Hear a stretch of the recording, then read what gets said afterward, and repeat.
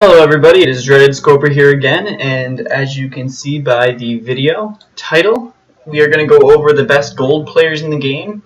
Some of these are going to be cheap players that are still play well even though they may be, just an 85 overall, and some of these will be, closer to a diamond and a little bit more expensive, but definitely worth it. So I'm just going to kind of go over, what your team is kind of going to look like in a way. I'll just go into my team right off the bat. I'll just start off with catchers. I use your creative player, the star guy. Once we get to him, the reason I use him is mainly because there's not too many great catchers in this game that are just versatile.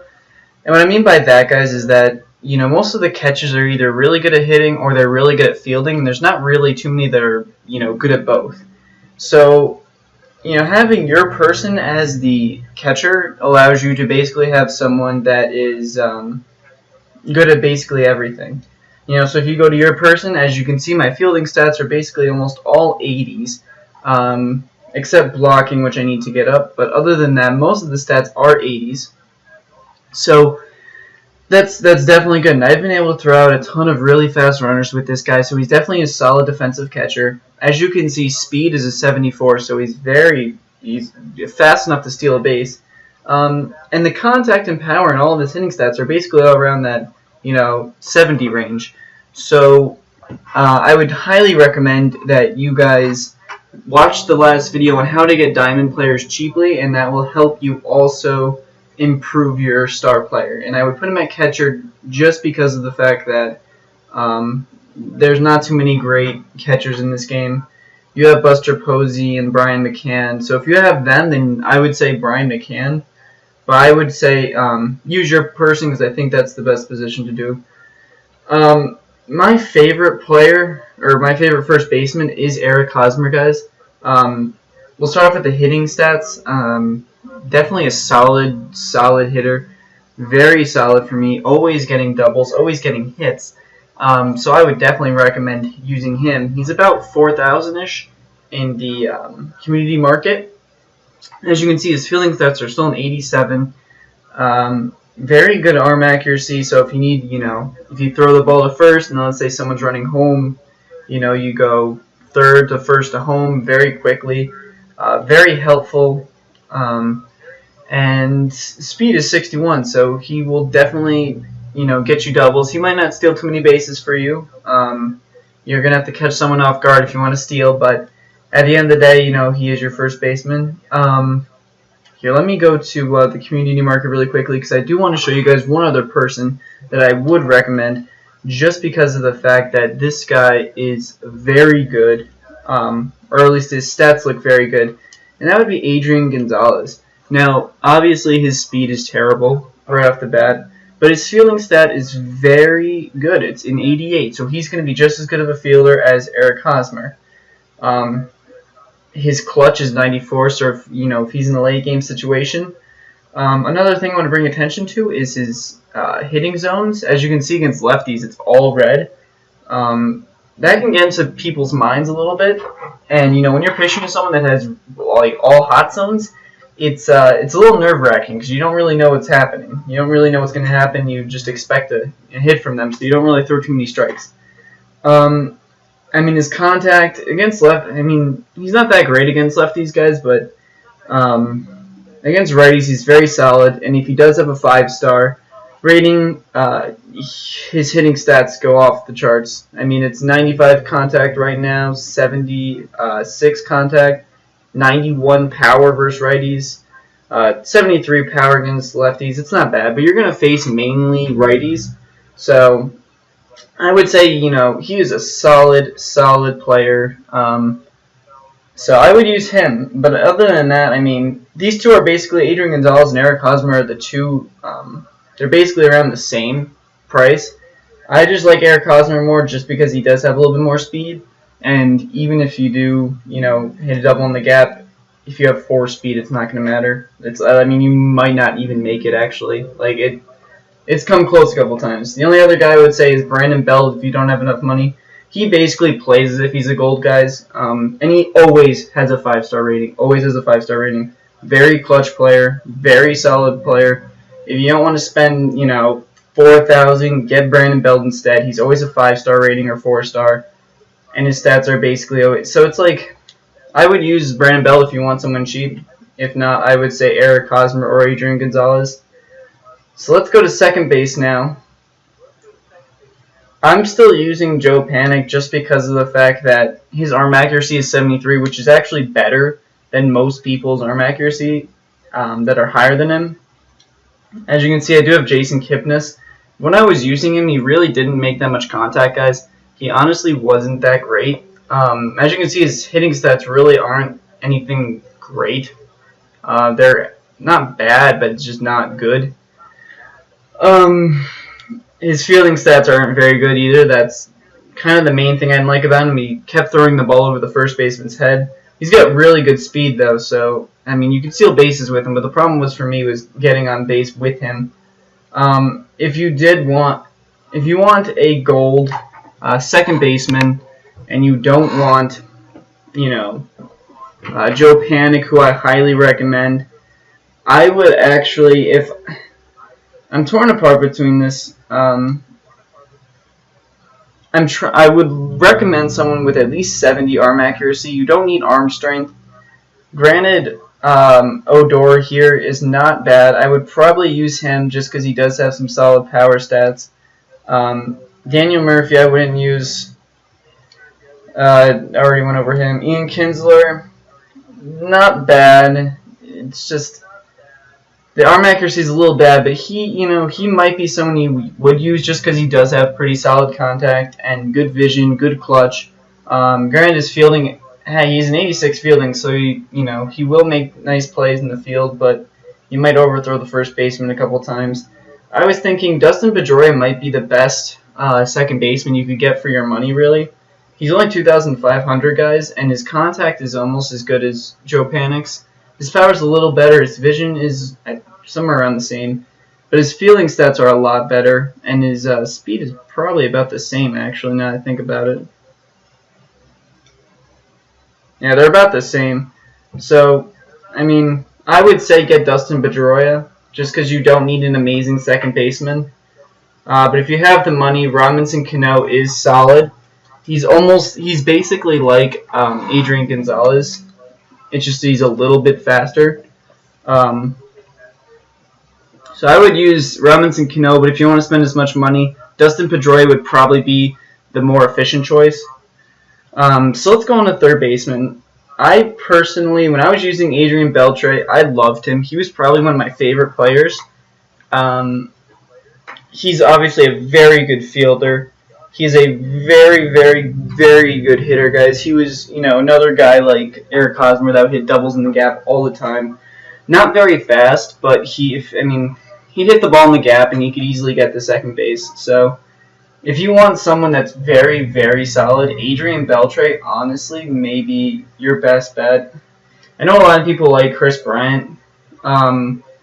He's just, for me, his vision obviously is 28, which it affects like, what does it affect? It's like that circle, how big his swing is, I guess. As you can see, his hitting stats aren't bad. They're pretty good. His fielding stats aren't the best. His speed isn't bad either. You might be able to steal with him a couple times, not too often. But yeah, if you guys wanted a good third baseman, Adrian Beltre would be your best bet. If you can get Adrian Beltre, guys, I would honestly just go with Jung Ho Kang, just because of the fact that he's basically just as good as a fielder as as Twat Monkey, and basically he's fast, or he's almost just as fast, and might even be a better hitter. He has better contact, a little bit less power, but he has more contact. So honestly, Jung Ho Kang, I would actually say, is more efficient than Monkey Boy or Chris Bryant. I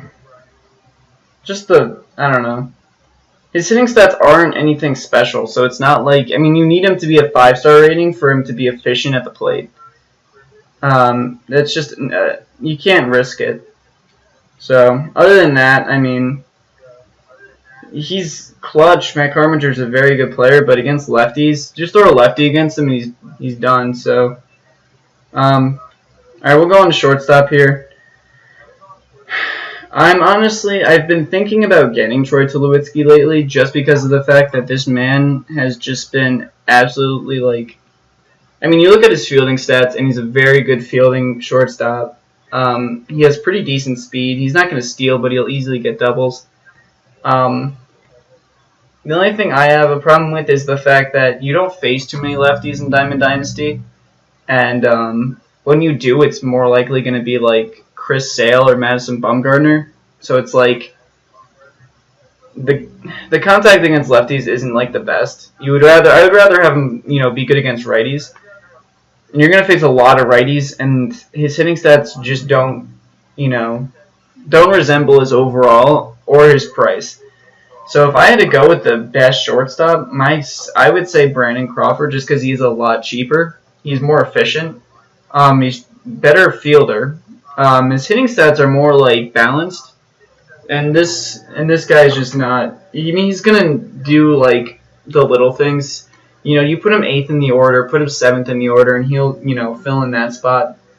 I mean, I'm trying to think. Xander Bogaerts.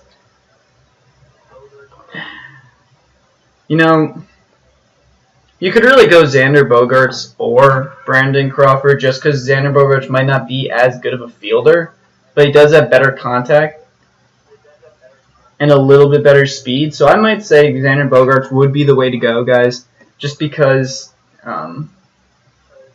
he does have better contact than Brandon Crawford, and his fielding stats are still good enough to field his position. Other than that, he's just not. He's not going to be a home run hitter, and he's not going to get too many. I mean, his contact's not bad. It's just not great. It's not as good as Xander Bogaerts. And I'm a Yankees fan, guys, so if I recommend a Red Sox player, I would just get him. Just because I'm not. I don't know. I'm a Yankees fan. Here, Starling Marte, basically no question about it, guys. I mean, the one thing I see with him is I haven't actually looked at his stats lately, but his 59 arm accuracy, I didn't actually know it was that low, but now that I'm playing with him, his arm accuracy is fine, so I honestly wouldn't worry about his arm accuracy. His hitting stats his hitting stats aren't actually that bad. He gets on base, he was batting like 500 for me, like, for the longest time. I think he's batting like 480 for me now. And obviously the 92 speed is ridiculous. He's a monster on the base. So if they don't try and, pick you off or pitch out, you're basically on base. But if you want more of a budget guy, Christian Yelich is probably going to be your guy, just because of the fact that he is more of a solid player. But out of the 3 gold people, Michael Brantley doesn't have the best arm. And you don't need the best arm with the left fielder, but it helps if you're trying to throw someone out at home or something. The one thing I like about Brantley is he does have 79 speed, very nice contact, very good just player in general. I love him to death, but I just think Starling Marte is honestly the better player. Ryan Braun does cost a little bit more, not a good fielder. He does still have 77 speed though, guys. So if you wanted to go Ryan Braun, he does cost more. Really, any of the gold left fielders are good, but I would say Starling Marte, then Ryan Braun, then Michael Brantley. But all of them are good choices. So this is my center fielder, Yoenis Cespedes, right now. The guy's a monster. He keeps hitting home runs for me, and it's honestly fantastic. I mean, I see why the Mets got him. It's just because he's a one-man show, and he basically just runs my offense by himself. He's probably one of my favorite players. His fielding stats are amazing. And he's got 67 speed, so he's honestly probably one of the best players in the game, and he's very underrated. I mean, he is relatively expensive at 16, but you could, do a buy now for 15 and get him. But, I mean, compared to Mike Trout, alright, let's not compare him to Mike Trout. Let's compare him to Andrew McCutchen. I mean, McCutcheon's got the contact, but he doesn't have the arm strength. He's got a little bit better speed, but overall, guys, I think Yoenis Cespedes might be the best gold player in the game right now. And with the way he's playing, he might actually get upgraded to a diamond eventually. So I would get him now before he gets to that diamond because he might lead the league in home runs or something. I can't remember what he's doing, but I know he's on a tear. So I would say get him because he's only going up from here. If you wanted someone else, it's hard to recommend some of these guys because, again, arm strength isn't that great. Arm strength isn't that great. Hitting stats aren't that great. Obviously, the arm strength was amazing. Dexter Fowler, I've used him before and he's weird. He doesn't he's a very solid player, but he's a weird, feeling. He's got 65 fielding, so it's just not. If I had to recommend another gold, I would probably say AJ Pollock or Lorenzo Cain. I would say Cain just because of the speed, and he does have better reaction in fielding. So if there's a fly ball, he's probably going to catch it. But Yoenis Cespedes is the way to go. We'll go on the right field. Right off the bat, I like Hunter Pence. Granted, he's not the best hitter, but if you look, I mean, he's got solid stats. And if he's on the 5-star rating, I mean, they go up to 80s. So 80s and then 70 for power. His fielding is what gets me is the fact that he has 87 arm strength and 85 reaction, which is very important. And it's the 80 speed and the 85 reaction makes it so it's like he's going to probably catch every fly ball that's hit to right field. So he's probably going to be my favorite right fielder. The only reason I don't use him is because I have Carlos Gonzalez right now that I got for free. That's fantastic. I got him in the first beginning of the game. Where is he? I have him because he's free. I only use him against righties. He's got good arm strength and good speed, but his batting against lefties is just horrendous. So I only use him against righties. So I would not recommend him.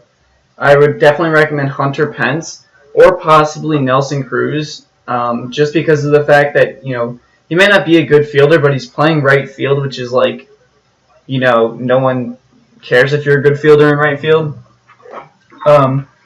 He's got amazing arm strength, so, if someone's trying to run, if there's a ground ball past the second baseman, there's a runner on first, he's trying to run to third base. That seems to be a very common situation when I play. If there's a runner on first, ground ball to right field, there's a good chance you'll throw him out. So I would recommend him just because he's a very, very good hitter. You don't need a very good defender in right field. You would need a very solid hitter, and he's definitely a decent enough fielder. So Nelson Cruz would be my recommendation. But if you chose Hunter Pence instead, I mean, you can go right either way. Joey Betts is also a good hitter, but I think that if you look at Nelson Cruz, he's just better overall. But that's just me. I personally don't like him as much. So let's go to starting pitchers. This is hopefully going to be quick. Garrett Cole is quickly growing on me, and his price is quickly growing. It was just at 6,000 the other day, which was relatively low. His pitches are fastball, slider, curveball, changeup. So very standard pitches. Velocity 82. Everything's kind of balanced. So he's a very balanced pitcher, and I've used him before, and he's very, very solid. So I think I'm going to pick him up eventually. If I had to pick other people, I just picked up John Lester for 5,000 actually, so his price just went up. The reason I like John Lester so much is because he does have that cut fastball, a sinker, and the sliding curveball or whatever that's called. That's just a curveball on steroids, basically. Changeup's very nice. It's very fun to play with him. And he's a lefty, so, it's nice to have at least a couple lefties. Another person, let's go to...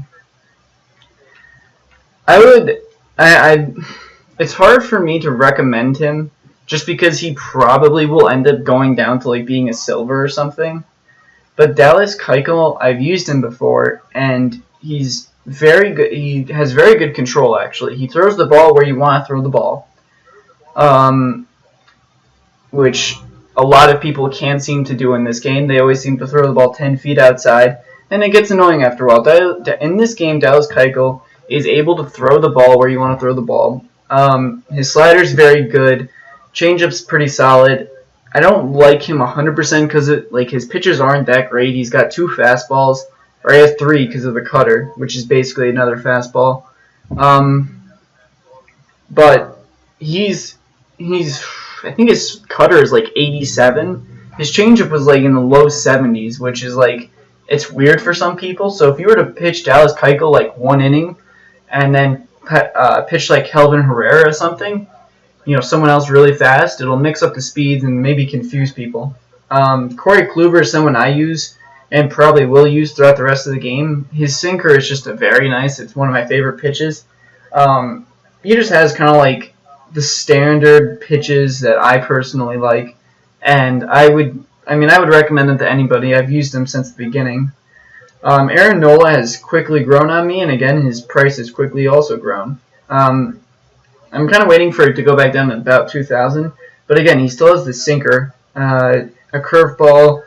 The 2 fastballs annoy me a little bit, but you can kind of live with a sinker, a curveball, and a changeup alone. So he's a solid pitcher to get, and he's only 3,600 compared to other, gold players who are like twice as much. Those are really the only gold pitchers. Danny Salazar just doesn't have the pitches. I mean, he has 2 fastballs and a changeup and a slider, and it's just I think you could figure that out way too easily. Taijuan, again, a splitter and a 12-6 almost do the exact same thing. They both break down. So, I mean, his pitches are going to do one of 2 things. It's going to either go straight, it's going to go a little bit to the right, or it's going to go down. So it's going to be relatively easy to pick up on the pitches that he has. I wouldn't use him. If anything, I would go to Jamie Garcia, who has a slider and a sinker, a slider and sinker combination is probably one of the filthiest combinations you can have. I'm going to start using Jake or Odorizzi. Just because he has a splitter and a slider. Again, that's a good combination, I think. A splitter slider or a slider sinker work out very well online, I think.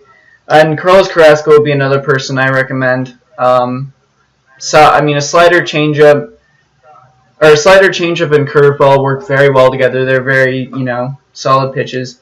Let's go to relief pitchers really quickly so I can wrap this up.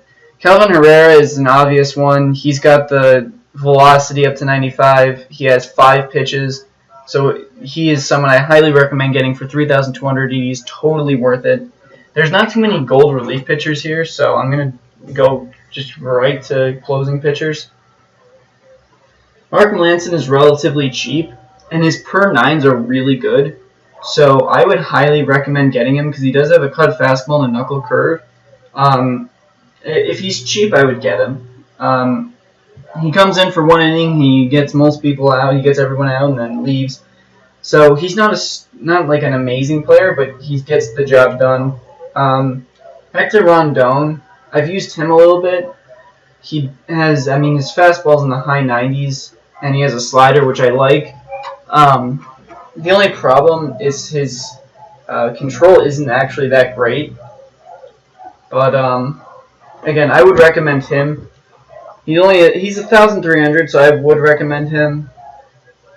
Familia is someone I would recommend, actually. I think he's better than the other guy I just mentioned, Twat Face, McDougal Face. Hector Rondon. I would rather have Familia, just because he does throw a lot harder, and he has a sinker that moves a ton. So I would highly recommend him. He has a sinker, slider, fastball. Very easy to get everybody out with that combination. So I would highly recommend him. Sadly, there's not too many great relief pitchers, so you do have to use, some people.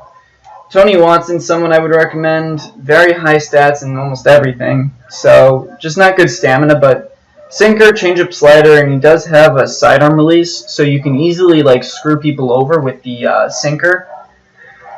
Darren O'Day, I haven't used him in this game, but in the last game, this man was a human cheat code. You could throw the sinker and make it look like it's going to be in the, middle of the zone, and it just breaks down to the dirt. The slider is filthy. The fastball, you just throw it up every time, and people will chase it. It's like hitting a softball pitcher with these guys, and it's honestly not even fair. Carter Capps is a little weird for me, because if you can make contact with him, it's probably going to be a home run. But at the same time, he has a four-seam fastball, a slider, and a curveball, and that combination works out really well. So I would say give him a try, but I'm telling you right now, he's probably going to give up some home runs. So other than that, those are the people I recommend, especially for goal players. If you haven't seen my other video of how to get diamond players, you should probably go check that out just because it's really cheap. It's actually cheaper than getting these guys. So I would highly recommend going and watching that video. I hope you guys enjoyed this video, and I hope to see you guys in the next video. Bye.